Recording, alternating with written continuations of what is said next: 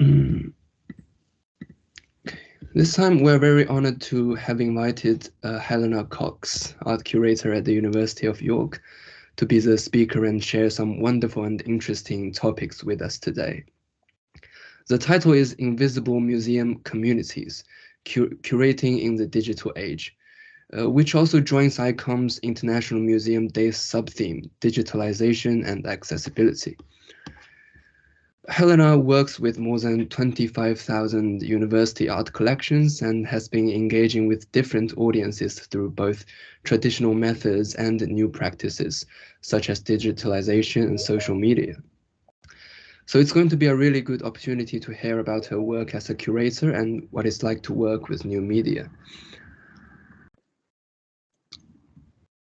Just to run through the event with everyone, first, Helena will give us a presentation on her topic. Then we will be opening Q&A and more free discussion afterwards. I look forward to learning more interesting ideas from many of you. If you have any questions, please feel free to type them in the chat box and we will read them out for you later. Or you can use the raise your hand button and wait to ask the questions yourself. By the end of this event, I will use the last 10 minutes of this hour to introduce this ICOM UK project and new opportunities for you to join the platform. We are more than happy to have further discussions, and your voice matters for ICOM UK to create a better future for museum users. Lastly, I want to thank Louise Young, who co-organized this event with the ICOM UK Student and Emerging Professional Working Group. And thank you, Helena. We are honored to have you here. I hope I could have further opportunities to work with many of you in the future. Now let's start today's session and welcome Helena Cox. So Helena, you're free to take over. Thank you so much. It's absolutely lovely to be here with you. I'm afraid my video is frozen. Can everybody see me, or have I frozen on your screens as well? Yeah, you're frozen. I'm frozen. Okay. Well, I'll maybe start. I'll try to share my screen then. And I think we're actually viewing your screen, so maybe you need to stop sharing yours. This is the typical kind of technical difficulties dance at the start of every Zoom talk or every Teams talk. Sorry. So you mean I'm sharing my screen right now? Yeah, I think so. No, I don't think so. Okay. Yeah. Let me see if I can share mine.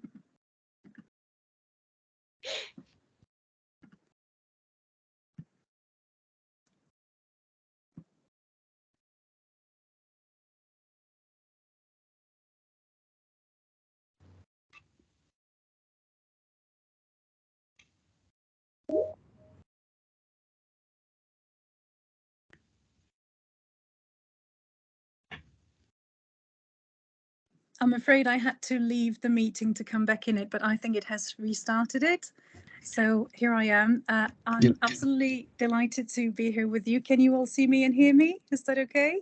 Yes, no problem, Helena. Fantastic, brilliant. So I'm absolutely delighted to be here, and congratulations to Robert and Louise for organising this event and running this student and emerging professionals group. It's an absolutely wonderful bunch of people to be working with and talking to today. So I'll start with sharing my presentation. I will talk for about 20 minutes, and then I really look forward to indulging in discussion with everybody. So keep the questions coming. And let me do the screen share first. There we go. Can you see my presentation? Yeah, no problem. Yep, fantastic. Wonderful. So today's theme, Invisible Museum Communities and Curating in the Digital Age, that is such a fantastic title that you could talk about for hours and hours and weeks and months on end. It's a very, very broad theme.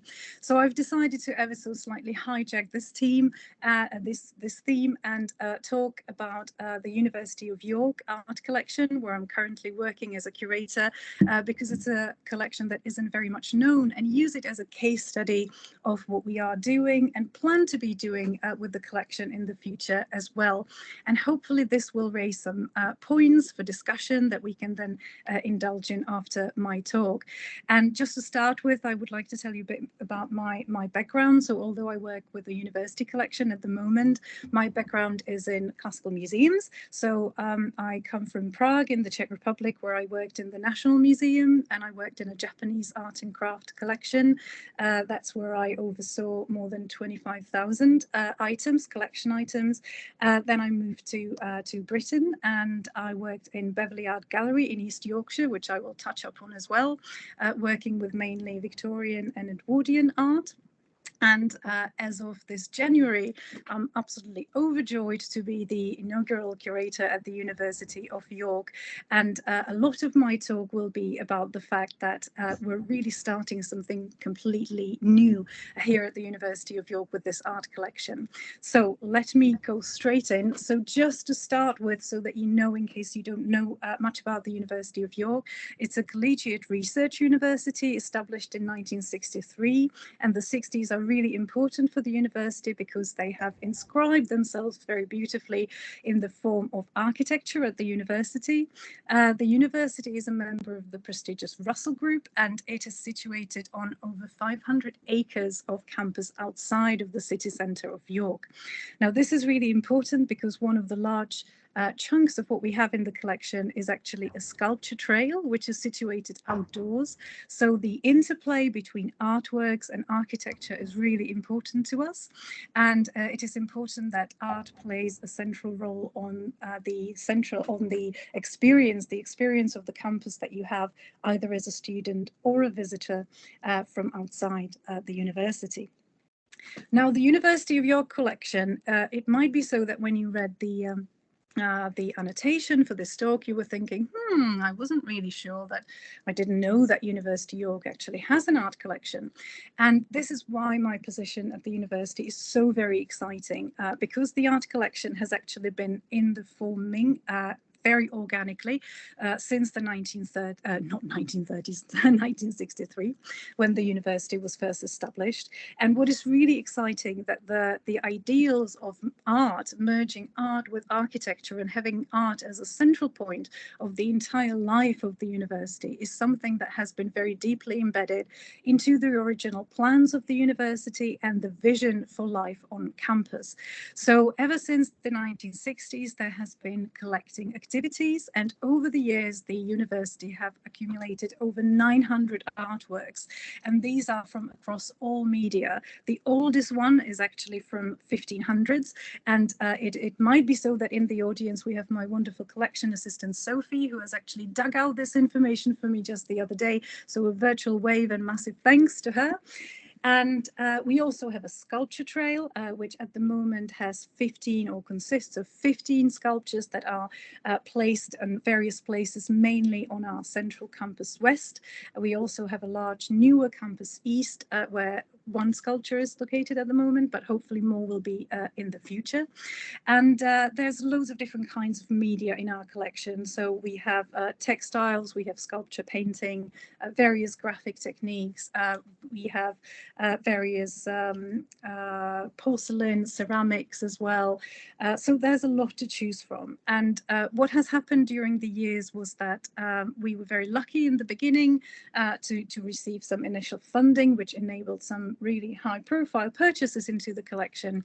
However, then, because the collection did not have a curator appointed for quite a few decades, collecting has kind of receded into the background, and in many cases art has become a mere decoration for offices and hasn't really been approached as a proper collection. So what we're kind of standing on the threshold of a really exciting period now, where we can piece back together these wonderful almost 1,000 items of art all over the campus, and really present it as a coherent collection that can very substantially permeate throughout the life of the campus and really enrich the life of students as well as staff and the overall academic environment at the university. I mentioned that there are some highlights that we have in the collection, and although not many people know that we have this amazing art collection, we hope this is soon going to change, because we have some amazing artworks such as Barbara Hepworth sculpture, works by Aubrey Williams, Sidney Nolan, and other artists, and you can see some of these images here. And we also have artwork by prominent local artists, including Austin Wright, who collaborated with the university quite early on, and whose sculptures can be found dotted in different places on the campus. You can see here one of the sculptures is situated against the historical Heslington Hall, and this is something that is also typical for our campus, that there is a mixture of old architecture and new architecture. The whole of the campus that was built in the 1960s carries through a very important message of equality and accessibility.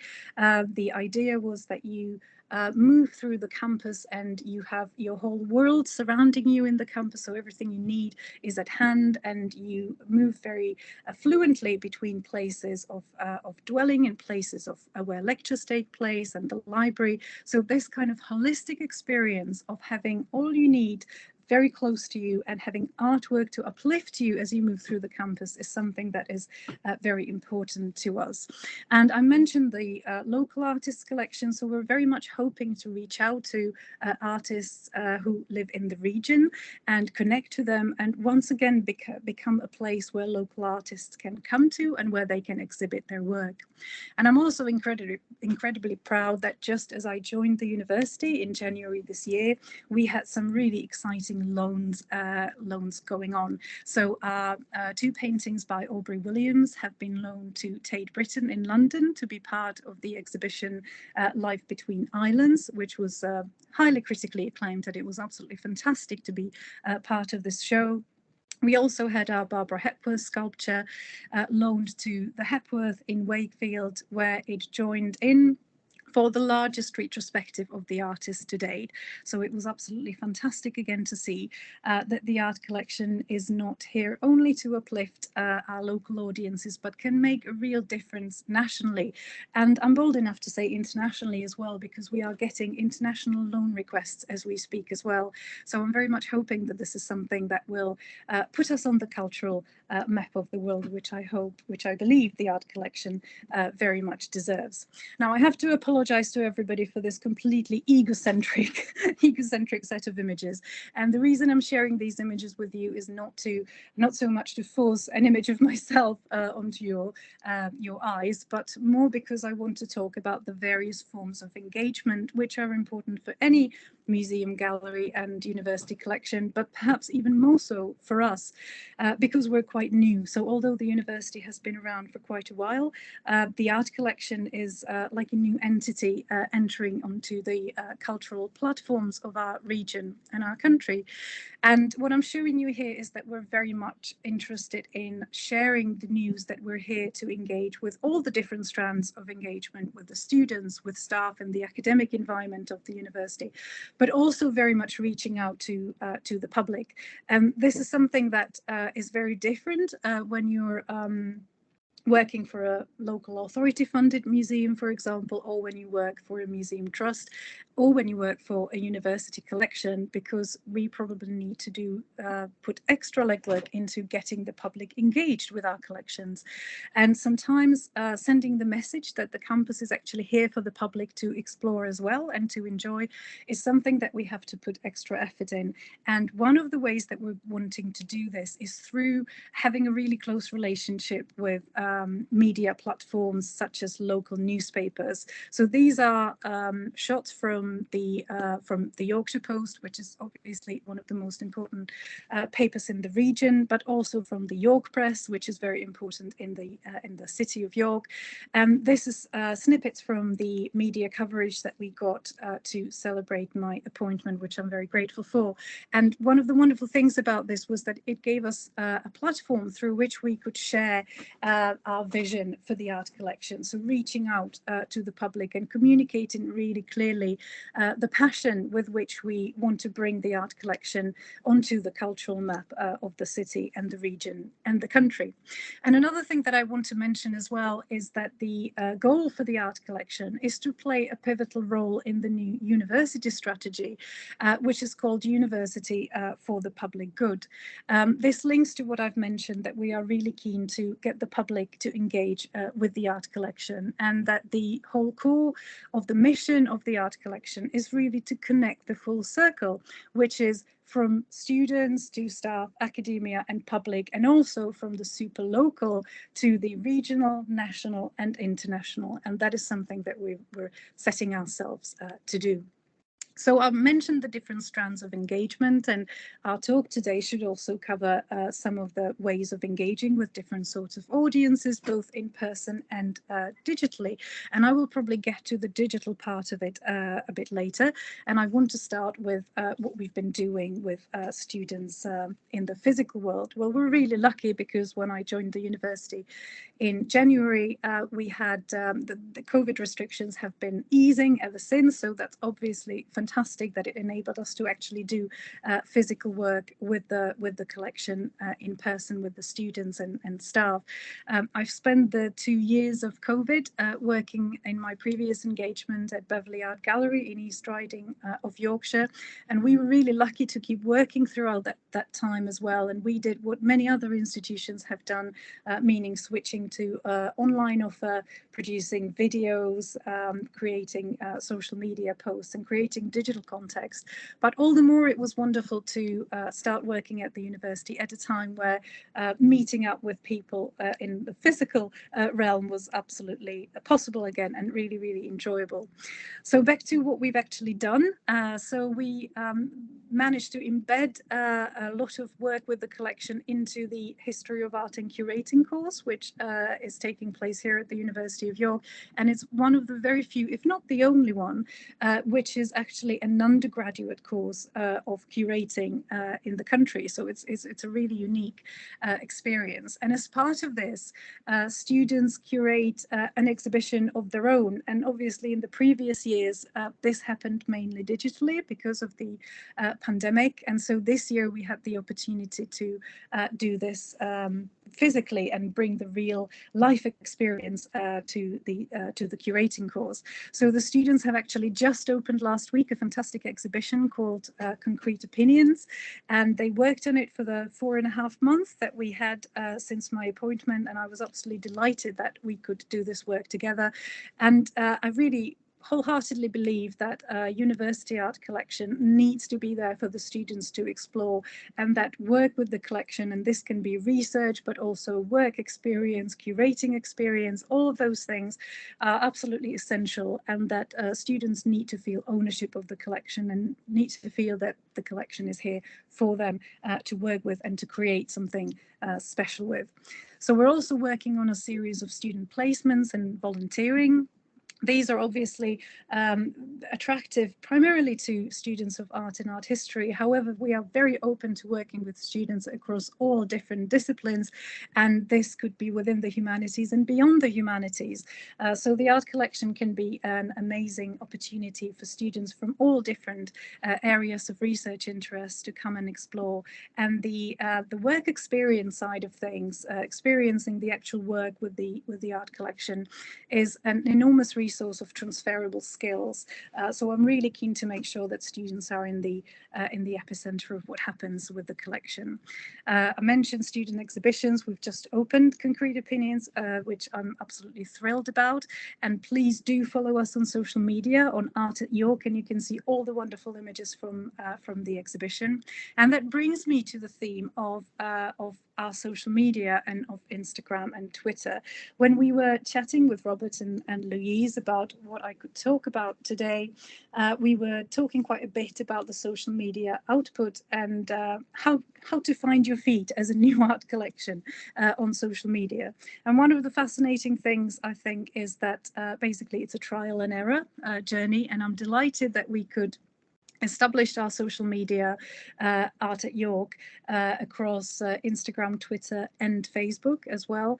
And even just across these few months that the social media have been in place, it became quite clear to us that it is Instagram that relates most to the students and that students interact most with, while our account on Twitter is mainly used for connecting to other professional networks and other institutions, be it university collections or museums and galleries. So it's really interesting to see how very differently the different social media platforms work.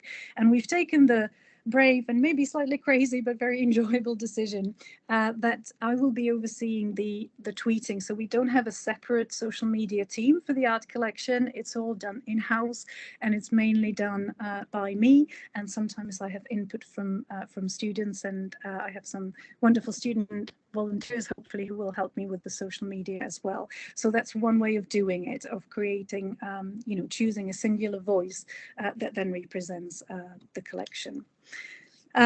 Further work with the students. What I think is quite important for a collection like ours is that it's part of the whole complex of the university and somehow reflects the spirit of the departments it works with, but also the university as a whole.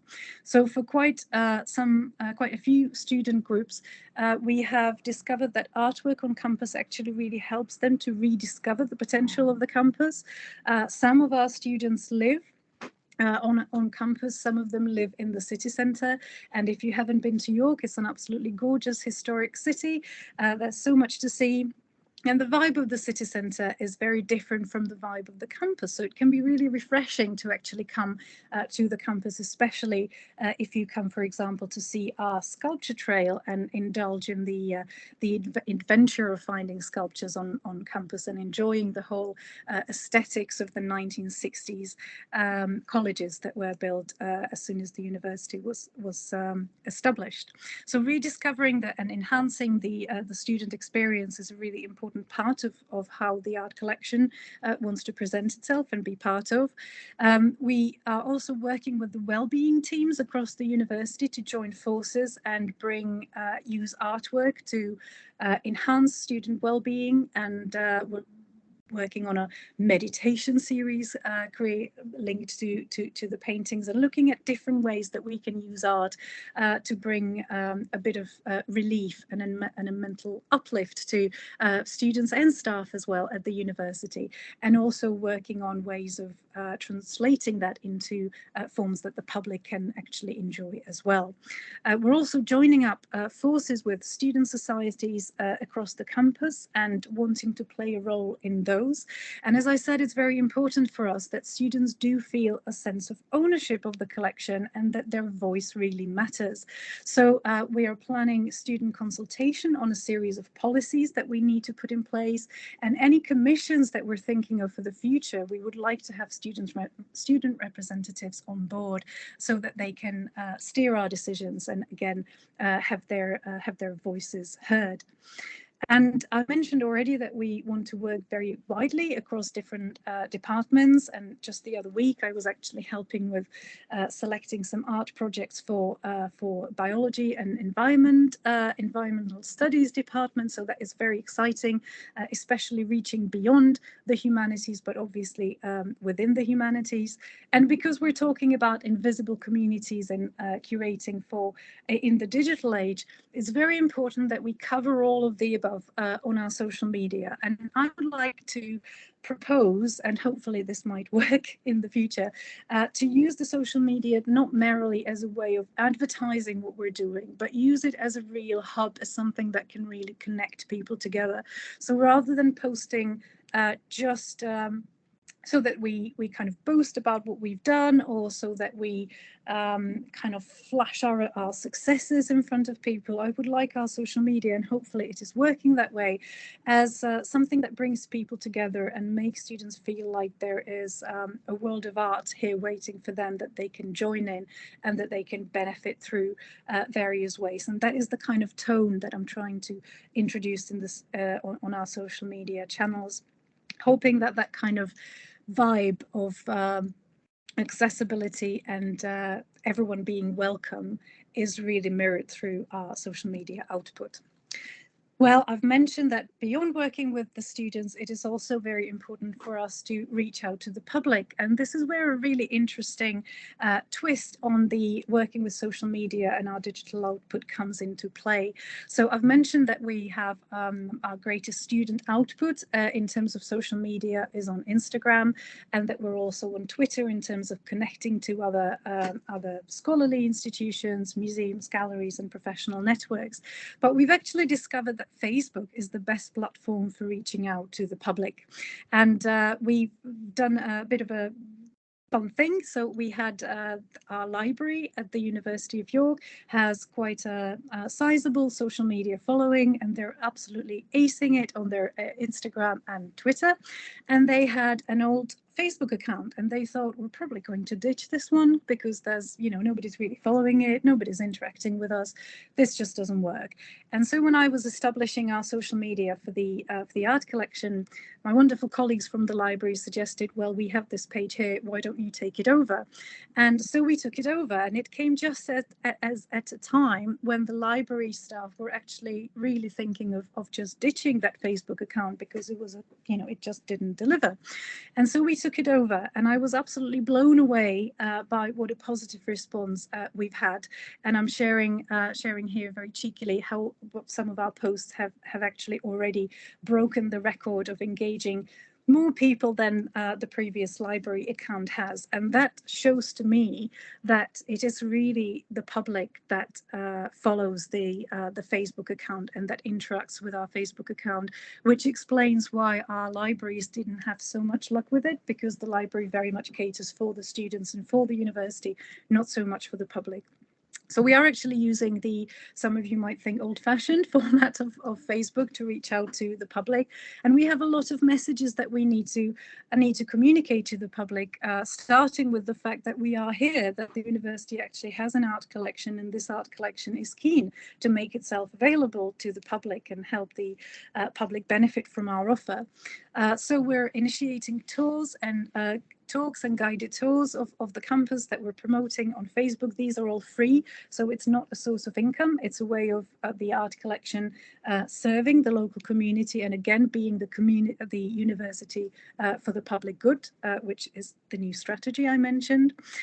We need to repeatedly stress in all of our posts the fact that our exhibitions are indeed open to the public, and that the public are welcome to come and enjoy them. So sometimes we feel that there is a bit of an invisible wall around the campus, which means that people don't really feel that the campus is here for them. They feel that you have to be a student or an academic to engage with the campus. And so we're planning to use art, or we already are doing it, hopefully, using art to break that invisible wall and to make the campus a place where people can come.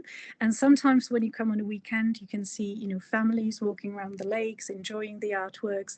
And I'm currently working with some amazing placement students, again, from History of Art, who are doing a bit of a review of our sculpture trail, coming up with ideas of how we can make it more accessible, how we can make it more engaging, and how we're planning to have a whole website that is dedicated to the sculpture trail, where the public can access materials, recordings, and videos regarding the sculptures. So hopefully there will be a lot that will be available for free to the public to enjoy. And we're also working with a digital creativity team who are working on this virtual map of the campus, where we hope to bring artwork onto this digital map. So even if you cannot visit physically, or even if you just want to check out what is there online before you go in person, you can have this 3D experience where you can walk through the campus and you can see various artwork. And hopefully the plan is that you will be then able to reach online resources connected to each individual artwork through this virtual walkthrough. So this is all still in the planning stage, so hopefully it will come into fruition soon, but it's very, very exciting. I mentioned consultation with students and how important it is for us to have students on board and to create the feeling for students that, or not feeling the reality, but also the feeling that students are indeed very important in all the decisions that are taken with the art collection, and that they play a central part in everything that happens with the art collection. But it's also important for us to create a feeling of belonging among the public. So we are planning to have some public consultation as well, and doing all we can to make our local residents feel like this art collection is here for them to enjoy, just as other art collections in the city are. Our sculpture trail is perfectly positioned to be a gateway for the public to enjoy the campus, and I'm enclosing a map that I cannot take any credit for because it was already created when I started, and it's done again by the fantastic students from Art History and Norman Ray Gallery, which is a fantastic, completely student-run gallery, and I believe it's the only student-run gallery anywhere in the country. And each year they have a different student committee, and I work very closely with them as well, but they are autonomous and absolutely fantastic. And a few years ago they created this map, which we will use as a kind of starting point for the online engagement that we're planning with the sculpture trail. And we're also very keen to embed the art collection into lifelong learning. So the university has an amazing lifelong learning department, which is mainly, it is open to the students. You can actually get some credits for certain courses, but it is mainly aimed at the public, and you can come and enjoy courses from an incredible variety of different areas of knowledge. So we want to make sure that the art collection is well represented in there as well. We want to create opportunities for local artists and become one of the places where local artists can come and exhibit their work, which is something that is kind of inherently present in the collection, because over the years the collection has been enriched by the work of local artists, be it in a very organic manner. So we want to somehow embed this into how we work with the art collection and have local artists play their role in enriching the collection. And we want to work very closely with the local museums. So as I've established already, of course, if you're a museums trust or a local authority run museum, there is a slightly different way you go about things than we do in the university environment, but there are great overlaps and definitely great scope for collaboration. And now I want to take you to Beverley Art Gallery in East Riding of Yorkshire. And I just want to show you, talking about social media, a bit of an experiment. The underlying idea for this is that social media approach really differs case by case, and so is the case with any kind of digital output. So when I worked at Beverley Art Gallery, this was a collection of mainly Victorian and Edwardian painting. Most of the painting was figurative, and a lot of it were local motifs linked to the history of Beverley and East Riding. And stimulated by some of our colleagues in the East Riding of Yorkshire Council, who run a thing called Friday Funny, I came up with the idea to run every Friday a so-called caption challenge, where I would share images from our collections, and I would encourage our virtual visitors to come up with any kind of comments or even creatively tamper with the painting. So I'm sharing here on the left one of my favorite ones with Bernie and his mittens, who has been photoshopped into one of our very well-known, locally very well-known paintings. So I thought that was a really hilarious twist. And then what we did was that the caption challenge was really a way that we could share images from our collection that even weren't so great as paintings, and that were not even in the greatest of conditions. So as you can see here, this was a painting that sat in our collection, and it was always an eager candidate for deaccessioning because it was very much damaged. There wasn't much information linked to it, and it wasn't a great work of art either. So it was always kind of sat there in the store being rather sad. And so it found its kind of afterlife on our Facebook page, where we've used it for one of the caption challenge images. And as you can see from some of the comments, our visitors and Facebook followers came up with an absolutely fantastic array of comments and titles and captions for the painting. So even artworks that probably wouldn't make it to an exhibition or wouldn't be subject to an exciting loan could actually play a really important role in the social media output. And here I'm sorry to dazzle you with this amazing kind of kaleidoscope of images, which really is rather dizzying. But I want to show you, this is from screenshots from our Art at York Instagram, of the University of York Art Collection Instagram page. And the thing that we've been doing in Beverley with the caption challenge wouldn't really work so well used for our collection because of the nature of the collection is very different. The type of images and artwork that we have in at the university, they don't lend themselves so easily to the caption challenge, so we haven't done it yet. But what I'm showing you here is that we're trying to be incredibly kind of mixed and diverse in the way we post. So we try to come up with a kind of a cocktail of different things brought together. So you can see that we're sharing images of the actual artwork, providing some information about the artwork, but we're also showing images of student events. There is an image from the Norman Ray Gallery launches or the University of York Photographic Society launches. Also images from our latest exhibition, Concrete Opinions with History of Art. We have behind the scenes, so we're also really keen to communicate to our public what it is that is actually going behind the scenes. What is it that curators do, and collections management and all that kind of conservation as well. So we're really keen to show that behind the scenes, but we're also keen to reflect the ethos and events that are happening at the University of York. So capturing in one way or another what's happening, what's all the buzz about lately, and that kind of co-creates the universe. We're also sharing any interesting images or information from departments that we collaborate in and public groups that we collaborate or hope to collaborate with. So this is a very, as I said, kaleidoscopic view, but the idea is that we share the whole kind of variety and breadth of everything that we work with in the art collection. And the art collection isn't only about paintings hanging on the wall somewhere. It's there's so much more to it. There's collaboration and research and engagement, and we want to share all of that on our social media platforms.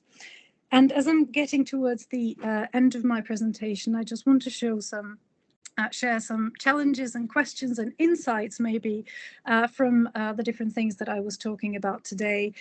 So one thing that I feel is really important is for the digital engagement to be in museums, not only specifically in university art collections, but in museums overall, to be an autonomous form. So we've all been through the pandemic experience where in the beginning there was not so much digital engagement, then it was all about digital engagement. And now we're emerging into a world where the two are very much coexisting. And, what we're doing today, although, a lot of us can meet in person, but obviously it's much more convenient to meet over Zoom or Teams. So it is clear that this kind of hybrid way of living is here to stay in one way or another. And we need to think of how we think of digital engagement as something that is autonomous, that's not just a temporary measure during exhibition closures, but something that has an autonomous life of its own. Another important thing, I think, is recognizing the differences between the different types of museums and galleries collections as opposed to university collections. There is definitely an overlap in terms of the audience groups, but then there are also specifics that come into play when you work in a university environment or in a museums trust or in a local authority. They all come with their specific ways of working and specific priorities that we need to think of. Well, I'm a very much a promoter of the trial and error method for social media in events, and that's both physical and digital. And as I've noticed, we're in this, or as I've mentioned, we're in this super exciting phase at the University of York with the art collection, where everything is new and everything is beginning and starting. So we really have to have this trial and error method. Sometimes when you join a well-established institution where they already have certain ways of doing things, it can be great because you just slot in and do things because they are already proven to work. However, I find it incredibly exciting that we're mapping new ways of doing things and that we can experiment and see what works. And I think a bit of experimentation is really beneficial wherever you are, really, whatever institution you work for.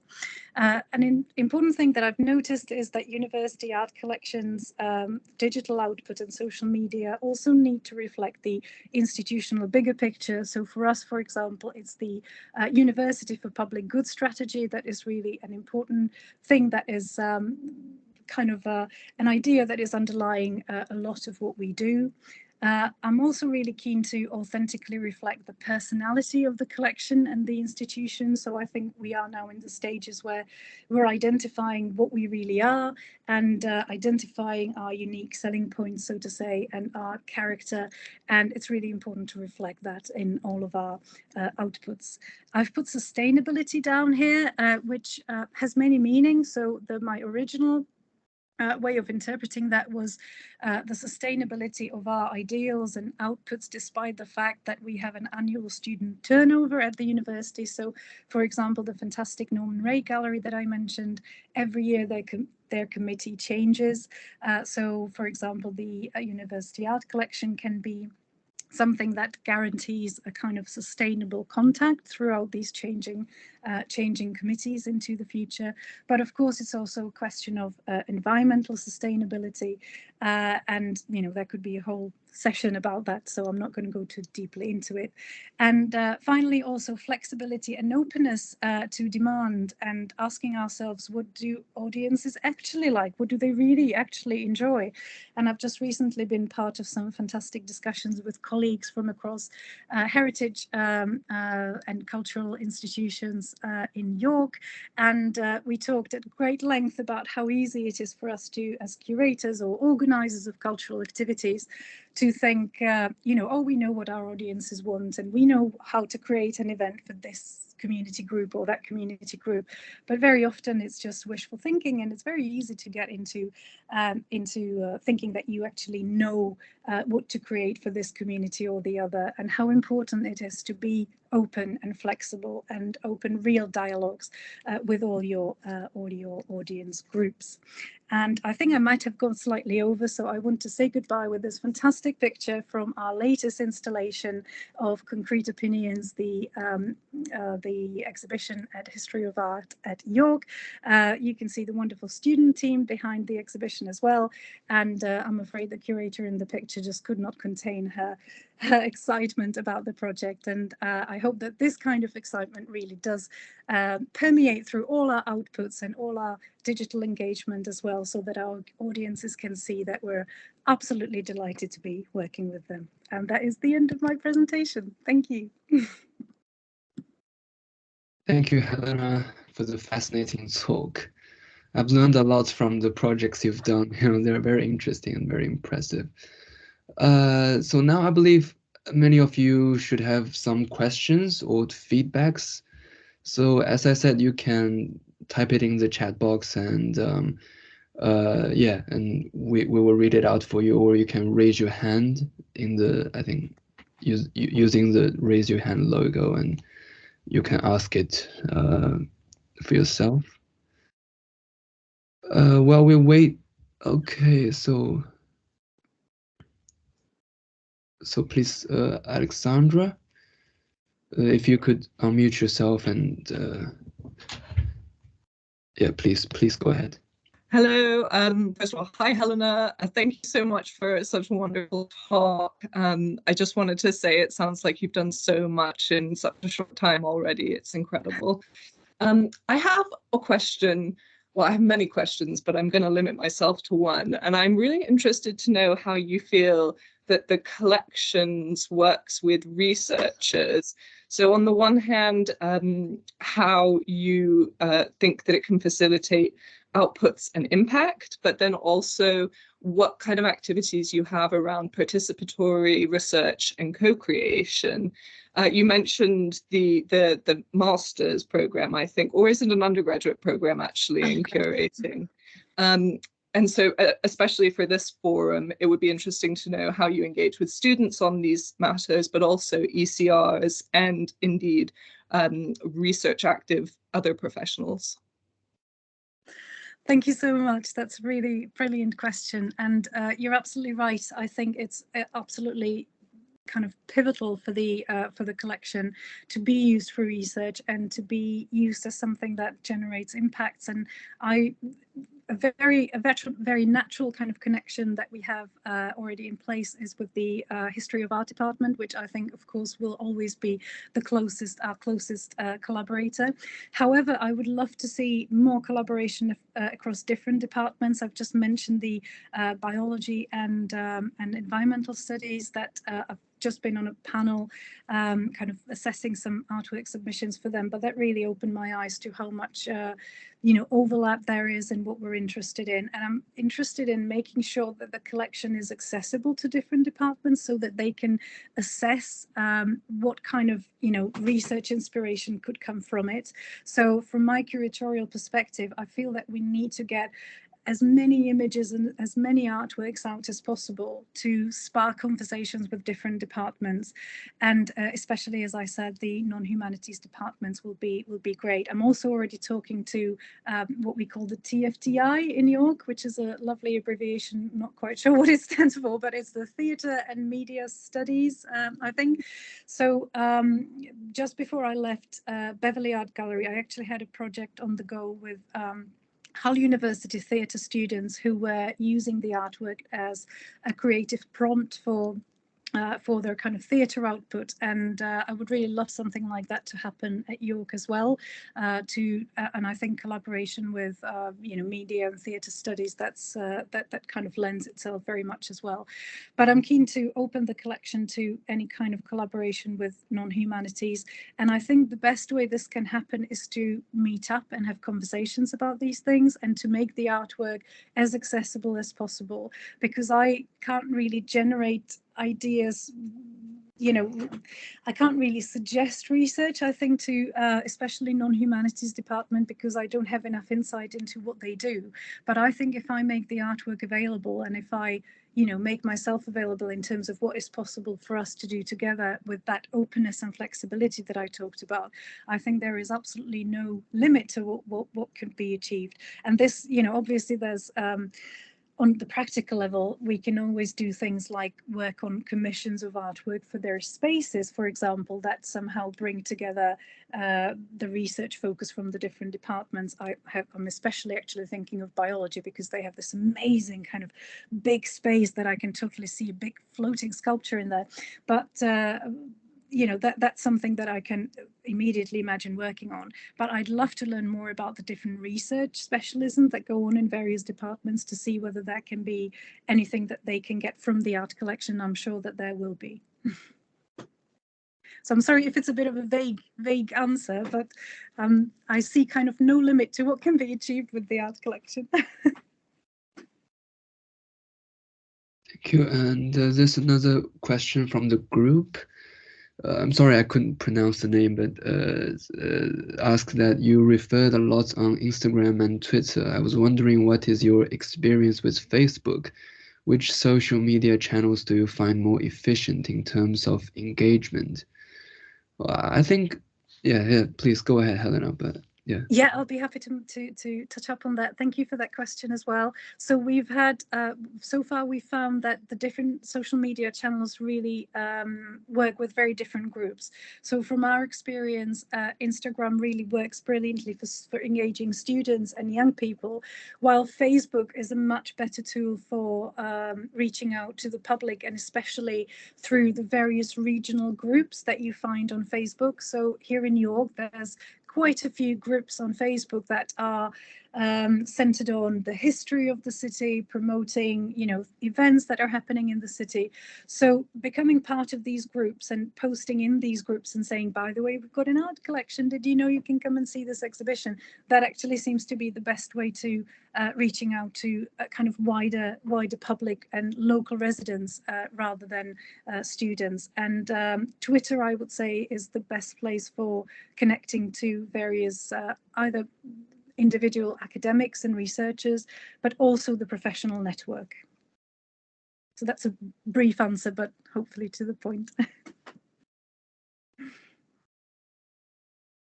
And I also wanted to say, please feel free to get in touch with me even after the talk, or if you have any ideas or collaborations. We're absolutely open to working with people locally, regionally, nationally, internationally. There's you know, again, no limit to where we can take things. So please feel free to get in touch with me as well, even after today's session.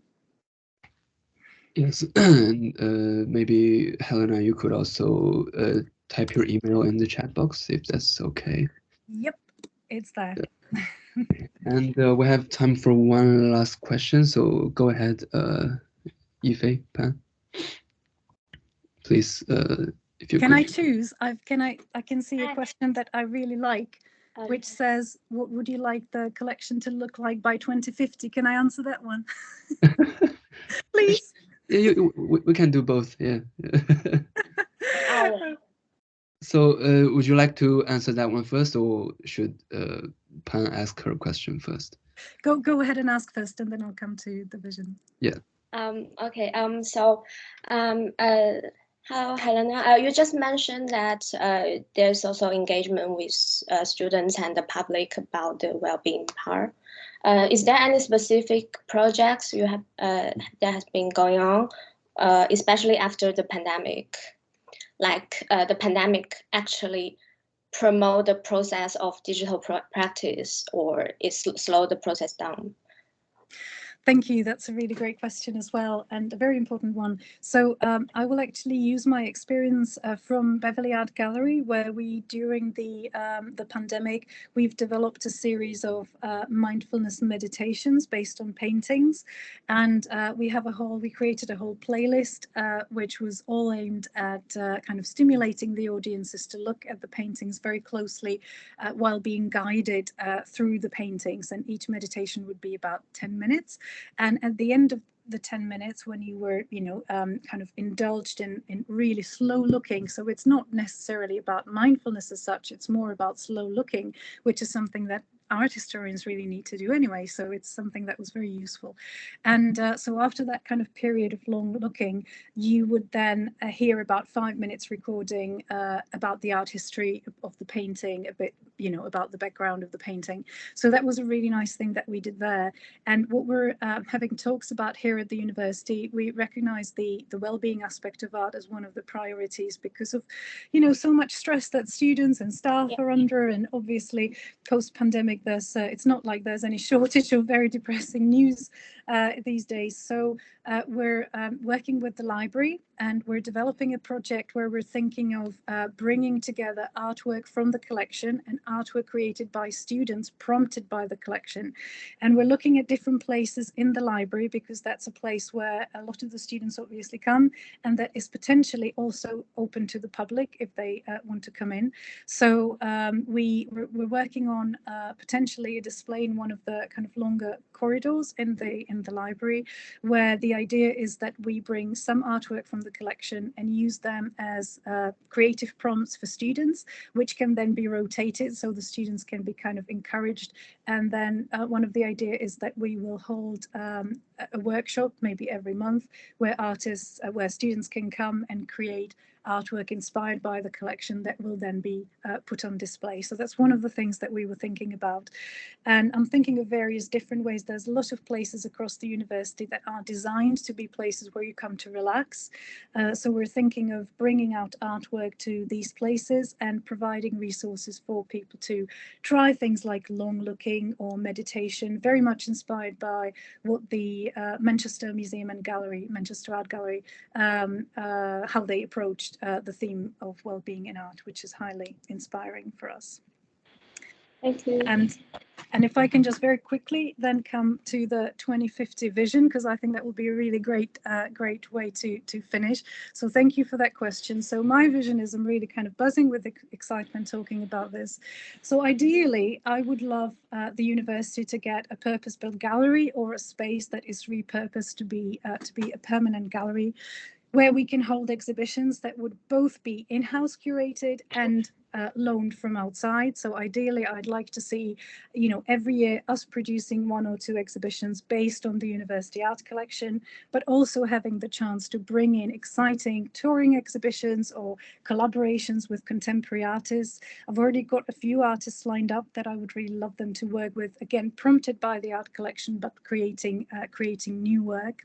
I would like us to have a fantastically working 3D model of where you can see the artwork across the campus with all resources, so you can zoom into paintings, you can hear recordings, see videos, but also when you come to the university, you will have a plan of where artwork is located. So when you are a member of the public, you can come and see different pockets of displays.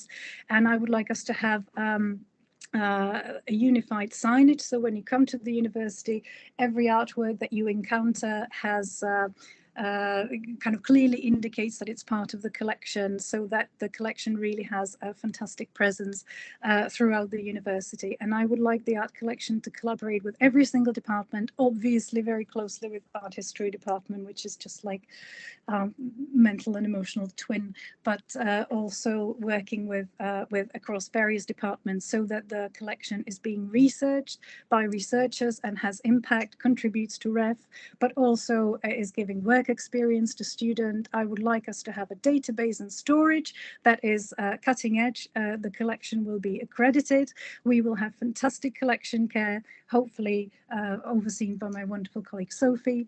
We will have all the collection management in place, which will also enable us to have fantastic loans in and loans out on a national and international level. And we will be fully embedded into working with art history in terms of contributing on an ongoing basis in terms of not the curating course, but all other courses as well that are relevant, and students having volunteering experience and paid internships. All of that will be just completely streamlined. So yeah, that's my vision. Thank you very much, Helena. That sounds very interesting. Very looking forward to to being realized. This.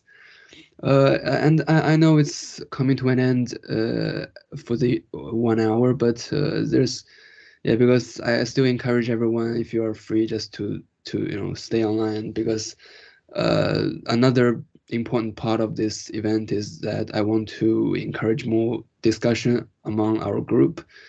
So so now I'd like to open a broader conversation about museums, digitalization, and accessibility. So from Helena's great talk, I would also be grateful if anyone would share your ideas or experiences about what is currently happening in museums in your own experience, and which were changed, what has been changed in museums due to the pandemic. And do you think museums need innovative methods or to access their audiences? Are you satisfied with what has been achieved so far, or what kind of actions or measures do you think ICOM UK as an international council of museums can do? So everyone, you're more than welcome to unmute yourself to join the discussion. And it's just basically a free discussion time now.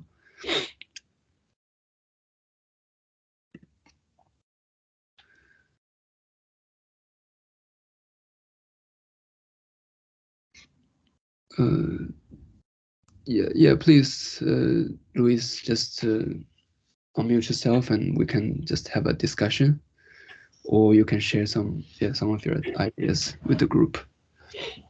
Yes, hi, Helena and Robert.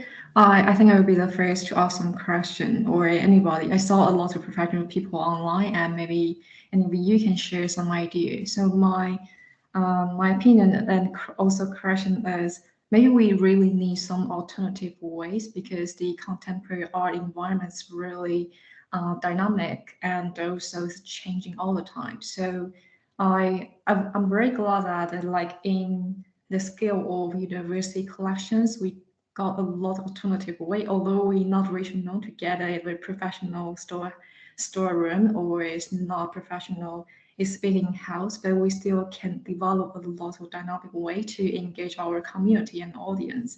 And I'd like to mention that not every institution is got like that kind of professional environment and people to work with.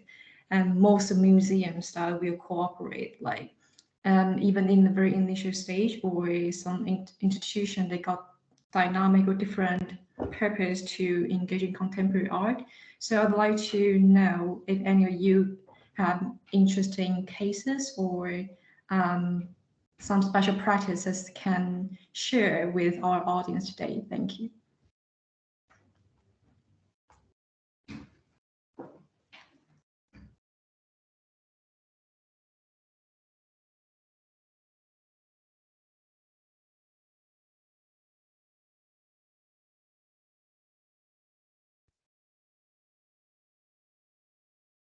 I can see a really lovely message from Anya as well about museums being encouraged to digitize and make things available online, but also prioritize the in-person experience.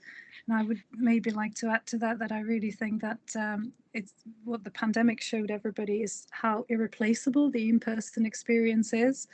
And so I think the digital realm should really be looked at as something, you know, autonomous and not a replacement for the in-person, because it just there is just no way you can actually replace the fact of being physically close to an artwork and sharing it with other people as well. So it's I think the new museum world ahead of us really needs to think of a combination of both of them without making one or the other look less important. Yeah, that's right. And yeah, I was thinking also, you know, in traditional sense of museums, real objects, they play quite important role in the, you know, displaying process and also the learning process. Yeah, so I think right now what the museums are trying to do, and I think they should set this as their goal, is that, just like you said, they should maybe use digital methods to enhance their, you know, displays or exhibitions. Also encourage people, you know, to engage online, but also to come to the museums in person to see the real objects and to have that kind of in-person interaction. And yeah, I think that's it's very different from the online process.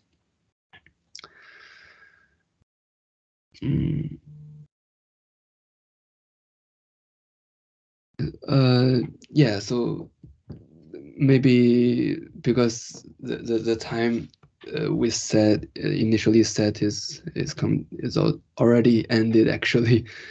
Yeah. Okay, there's another question. Hi everyone, I'm doing research about the design process of digital offering in museums. I think many creative practices about digital experience are about things happening under the glossy surface of the interface and technology. Yeah, for example, co-design and brainstorming workshops.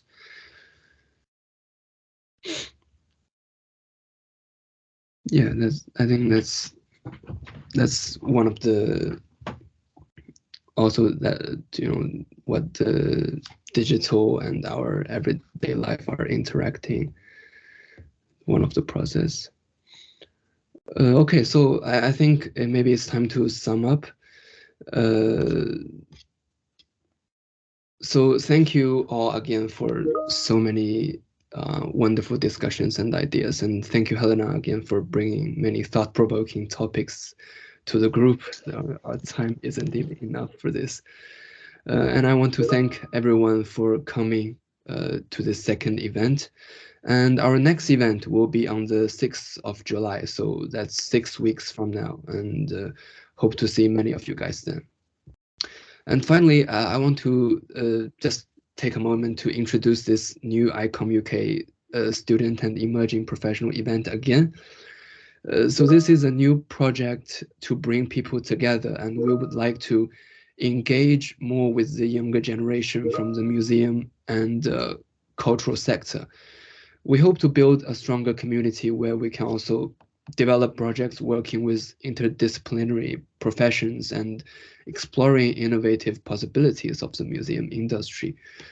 So your voice is very important for us to move it further. If you'd like to work with us, no matter, you know, share your experience as a speaker like Helena today, or joining our regular working group to organize events with us, please respond with your interest by filling up the Google form. I think you can find it via the Eventbrite page where you signed up for this event. I know some of you have already done it. Thank you very much, and we'll respond to you soon. If you're still considering, you are very welcome to leave your ideas on that form or contact us via email. I will also type my email in here, and Luis, could you please also type your email in the chat box?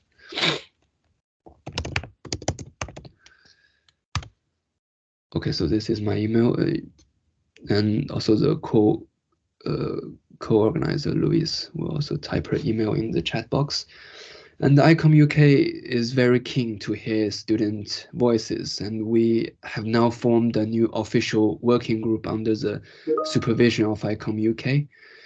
Every event will be recorded and transcribed and be kept as a document in the organization. So a great thank you again for everyone for all the ideas and discussions contributed. Yeah, if anyone has any further questions or discussions, we can be contacted via email. And so looking forward to seeing many of you in the next event then, and relevant information and topics will be promoted when everything is decided. And I do again want to just encourage everyone to join our group, and if you have any interesting ideas you would like to share, just tell us and maybe fill in that form, and we'll consider you to be the next speaker of the next event. Okay, so thank you everyone, and we have come to an end of this event. Goodbye. Have a lovely rest of your day. Bye. Thank you, Helena. Thank you so much for having me. Thank you. Bye-bye. Bye.